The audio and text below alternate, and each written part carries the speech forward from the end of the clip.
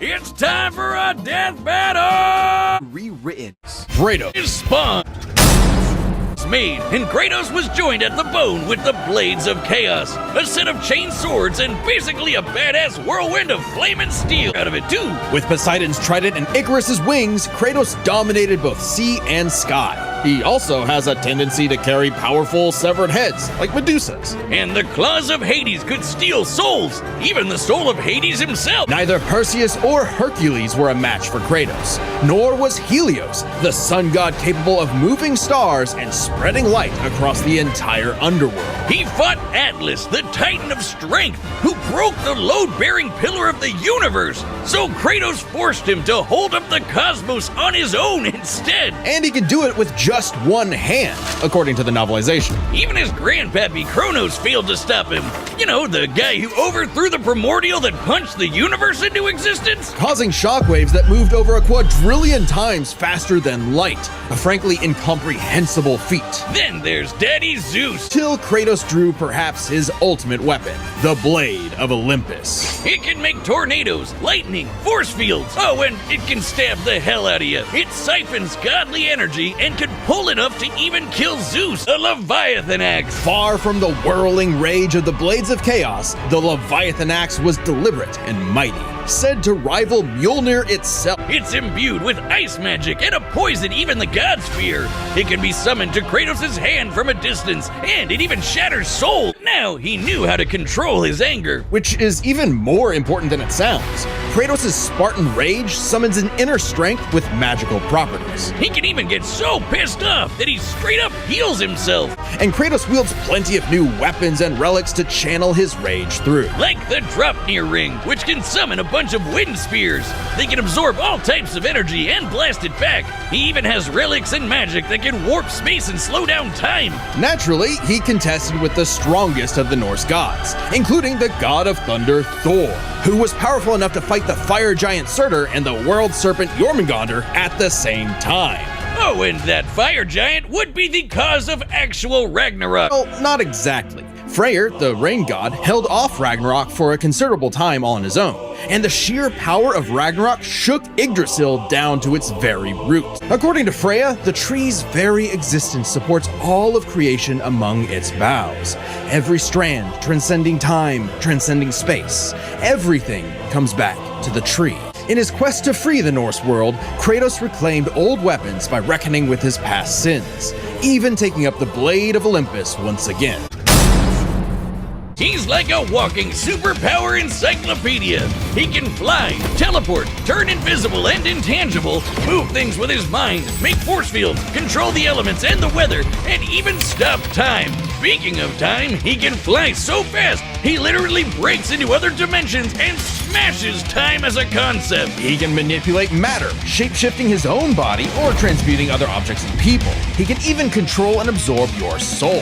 Spawn can achieve a similar result with illusions and mental manipulation. He can read and control minds, implant and replace memories, or simply drive you mad. Spawn can do all of this crazy shit because he runs on necroplasm, basically hell juice. He can wield it like an energy blaster empowered by the sins of others. Spawn can absorb your evil and feed off of it. By simply walking on Earth, Spawn feels all of humanity's pain all at once. He's even absorbed the sins of 8 million New Yorkers instantly, cleansing them of their evil. He can do the reverse and make you experience the full weight of your own sins, feeling every bit of pain you've ever inflicted on others over your whole life. Necroplasm comes with a catch. Yeah, he's got unlimited amount of the stuff, and it drains every time he uses his powers. If he runs out, he's dragged back to hell. Even depowered, Spawn can rely on his elite military training in hand-to-hand combat. He's even fought Batman to a standstill. He loves his big-ass 90s guns. Though his greatest weapon is the sentient being he's genetically and spiritually bonded to, his cloak.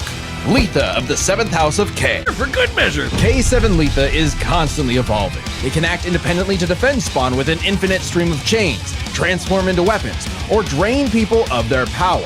It is the most potent weapon Hell has ever created. It even helped Spawn beat the primordial dark god Urizen, who can destroy and eat your soul with just a glare. Except the souls bonded to Spawn acted as a buffer, allowing him to survive. You'd think with an arsenal like that, he'd be unstoppable.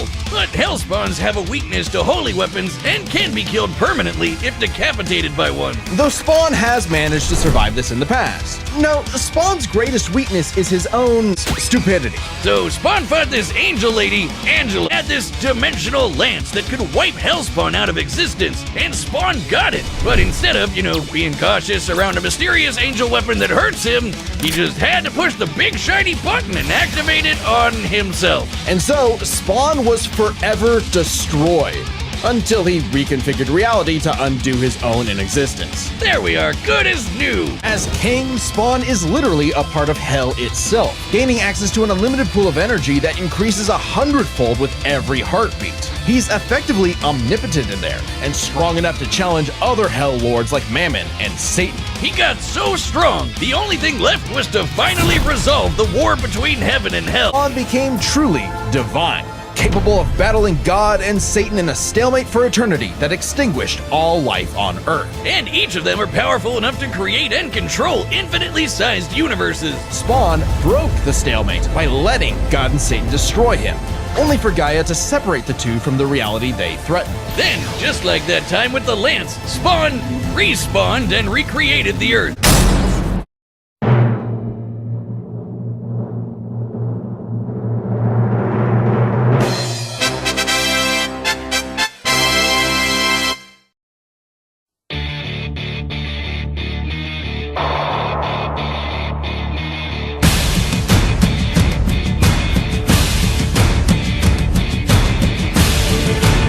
The primordials caused that spawned the universe. Arguments could be made for which is faster, the primordial shockwaves or Chakravartin's intergalactic laser. Time, he can fly so fast, he literally breaks into other dimensions and smashes time as a concept.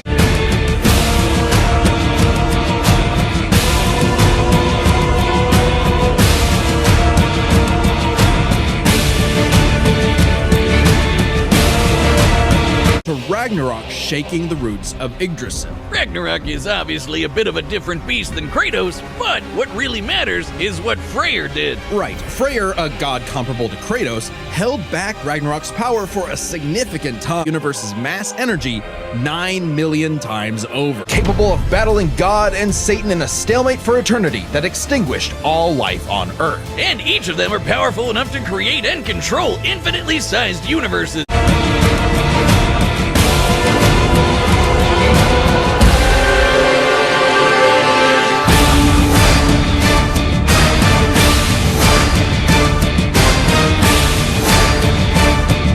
Can summon a bunch of wind spears. They can absorb all types of energy and blast it back. He even has relics and magic that can warp space and slow down time. And the claws of Hades could steal souls, even the soul of Hades himself. As King, Spawn is literally a part of Hell itself, gaining access to an unlimited pool of energy that increases 100-fold with every heartbeat. And even stop time. The primordial dark god Urizen, who can destroy and eat your soul with just a glare. Except the souls bonded to Spawn acted as a buffer, allowing him to survive.